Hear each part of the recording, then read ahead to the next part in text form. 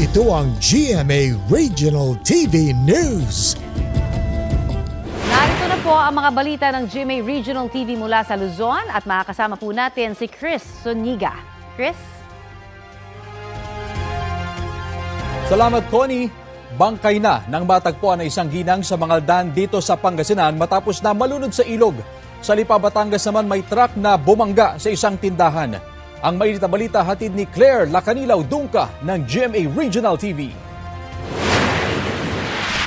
UP ang harapang bahagi ng truck na yan sa Lipa, Batangas matapos banggain ng concrete barrier at sumalpok sa isang tindahan.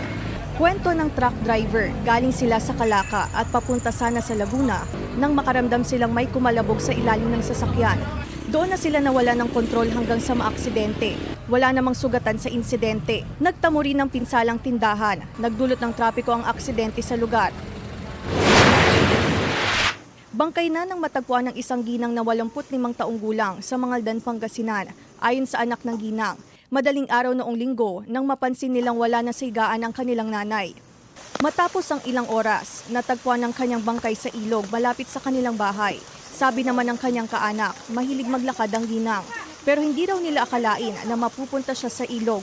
Ilang residente raw ang nakarinig ng sigaw noon mula sa ilog pero hindi nila akalain na may nalulunod na pala. Claire Lacanilaw Dungka ng GMA Regional TV nagbabalita para sa GMA Integrated News.